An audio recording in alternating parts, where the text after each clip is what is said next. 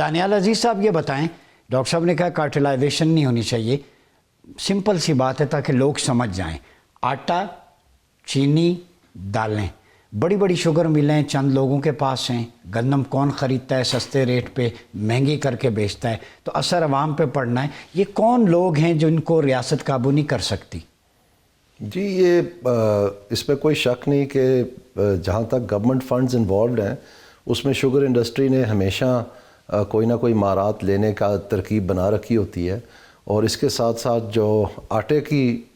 گندم کی امپورٹ کا جو مافیا ہے وہ بھی بہت ہی طاقتور ہے، اور انہوں نے بار بار ثابت کیا ہے کہ وہ حکومت کے فیصلوں کے اوپر اثر انداز ہونے کی قوت رکھتے ہیں، اور اس کا طریقہ کار جو ہے ظاہری بات ہے وہ پیسہ ہے،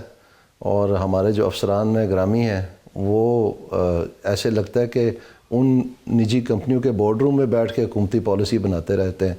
تو اس کی وجہ تو بنیادی طور پر یہی ہے، اور یہ بار بار پاکستان میں بتایا گیا ہے کہ جی گندم کی مارکیٹ اور شوگر کی مارکیٹ ہم ڈی ریگولیٹ کر رہے ہیں، اور اس میں جو ہے حکومت کا اثر انداز ہونا وہ ختم کر رہے ہیں، اور یہ مارکیٹ ڈٹرمن کرے گی، جس سے ظاہری بات ہے جو یہ مختلف قسم کے لوگ جو ہیں یا مافیاز جو ہیں حکومتی پالیسی کو مینیپولیٹ کر کے اپنے لیے پیسے کا ذریعہ بناتے ہیں اور لوگوں کے لیے ایک اجیرن بنا دیتے ہیں زندگی مہنگائی کے ذریعے، ان کی روک تھام کے لیے سب سے اچھا جو طریقہ کار ہے وہ یہی ہے کہ اس کو مارکیٹ پہ چھوڑ دیا جائے، اور جن لوگوں کی آپ نے مدد کرنی ہے وہ آپ کے پاس بے نظیر انکم سپورٹ پروگرام ہے، ان کی مدد آپ اس طرح سے ڈائریکٹلی کیش ٹرانسفرز کے ذریعے کریں، اتنا بڑا انفراسٹرکچر بنا ہوا ہے، اور یہ جو مختلف قسم کا کھیل بنایا ہوا ہے اکانومی کو مینیپولیٹ کرنے کا، یہ بند ہونا چاہیے، اور یہ بار بار حکومت کرتی ہے لیکن ان کے منہ کو خون جو لگا ہوا ہے وہ ان کو بیٹھنے نہیں دیتا۔ ابھی آپ دیکھیں یہ پاسکو ختم کی ہے، ایک نئی فرم بنا دی انہوں نے، ابھی یہ ایک پی ڈبلیو ڈی ختم کی ہے، اس کے لیے ایک انفراسٹرکچر فرم کھڑی کر دی ہے، تو یہ ایک طرف سے توڑتے جاتے ہیں دوسری طرف سے بناتے جاتے ہیں۔ اس کی ضرورت ہے کہ یہ افسروں کی بہت بڑی ضرورت ہے، شاید سیاستدانوں کی اتنی نہیں ہے، لیکن افسروں کا جو ہے تنخواہ میں گزارا نہیں ہے، اور اپنی زندگی کے ایسے نہج پہ آئے ہوتے ہیں جہاں بچوں کی باہر پڑھنے کی فیسیں ہیں، اور یہ آپ بیوروکریسی کی بات کریں۔ جی بالکل، اور یہ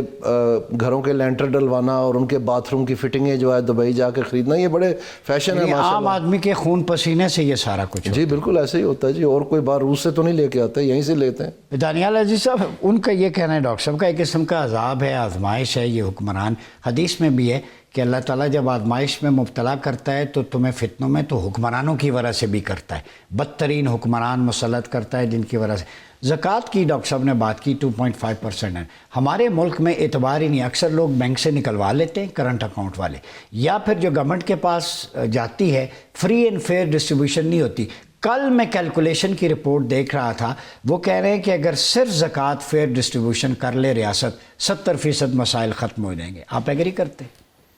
جی ہو بھی سکتا ہے، لیکن میرا نہیں خیال ہے کہ جو آپ بات بتا رہے ہیں کہ اس میں اتنا زیادہ وہ ہے، کچھ لوگ یہ کرتے ہیں ضرور، لیکن عام فہم اتنا نہیں ہے، لیکن اس میں یہ ہے کہ گورنمنٹ پہ اعتبار نہیں، آپ کا جو زکوٰۃ کا نظام ہے وہ ٹیکسیشن کا نعم البدل نہیں بن سکتا، یہ ایک ویلفیئر کا کام ہے، وہ ایک حکومت چلانے کا کام ہے، اور یقیناً ٹیکسز میں سے بھی بہت سارا حصہ جو ہے وہ ویلفیئر کا کام کرتا ہے۔ آپ ایجوکیشن سبسڈائز کرتے ہیں، بجلی سبسڈائز کرتے ہیں، آپ یہاں تک کہ جو ہیلتھ ہے اس کو سبسڈائز کرتے ہیں، سو میں سمجھتا ہوں کہ یہ ادھر اور پاسبل نہیں ہے، دونوں اکٹھے چل سکتے ہیں، اور بہت ساری مسلکیں ایسی ہیں جو کہ وہ زکوٰۃ ان کو لگتی بھی نہیں ہے اس طرح سے، سو میں سمجھتا ہوں کہ ان چیزوں کو کنفیوز نہیں کرنا چاہیے،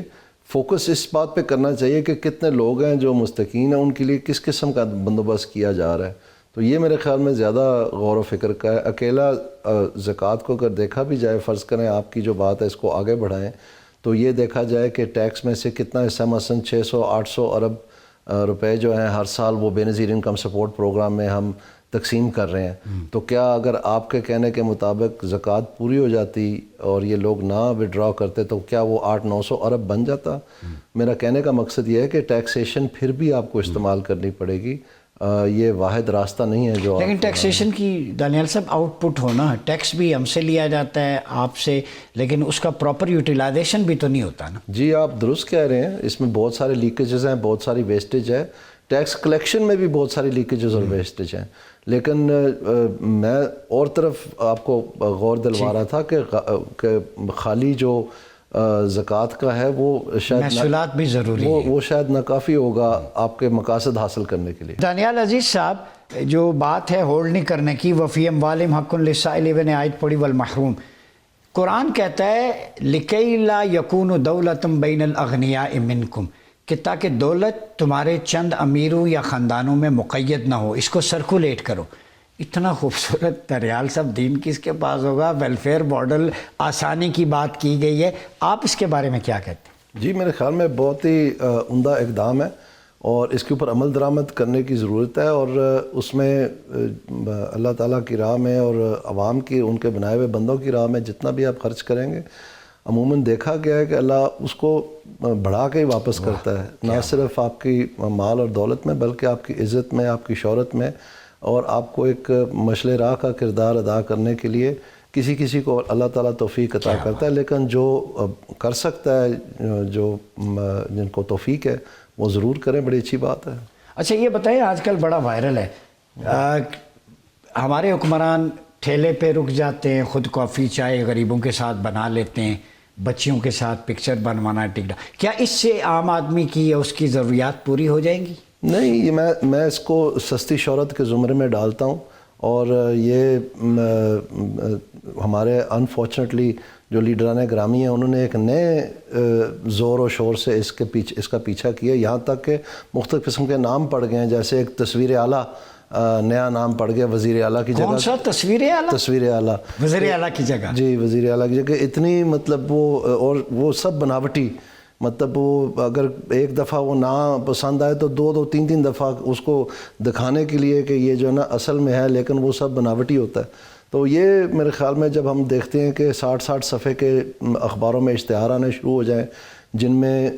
جو ماضی کی کارکردگی اور موجودہ کارکردگی اس کا ناپ تول کے بجائے وہ ایسے ہو جیسے ایک ڈرائنگ روم میں لوگوں کے فوٹو شوٹ پڑے ہوتے ہیں جو ان کی فیملی کی تصویریں ہوتے ہیں، اس طرح کو، اور اس کو آپ کارکردگی کے نام سے بیچنا شروع کر دیں اور اخباروں کو مجبور کر دیں اس رقم کے لیے جن کے ذریعے سے وہ اشتہار چھپتے ہیں کہ وہ اپنے اس کے اوپر بائی لائنز لگا کے اور کئیوں کے اوپر بیچ میں بکھیر دیں تاکہ وہ نظر آئے کہ جیسے یہ تصویریں نہیں، یہ تصویر اعلیٰ کا کام نہیں، یہ خبریں، اور ہم نے یہ دیکھا ہوتے ہوئے، دن دہاڑے ہوتے ہوئے دیکھا ہے، اور یہ واقعی سمجھتے ہیں کہ شاید لوگ اس بات کو مان جائیں گے، اور اس کے بعد پھر ایک بھرمار، مطلب یہ روز کی بنیاد پر جو اخبار کا پچھلا حصہ ہے یا اگلا صفحہ ہے یا درمیانہ صفحہ ہے، وہی اس میں آدھے صفحے کے اشتہار جو ہیں دیے جا رہے ہیں، اور عجیب و غریب چیزوں کے لیے جن کا کوئی نام و نشان بھی نہیں ہے۔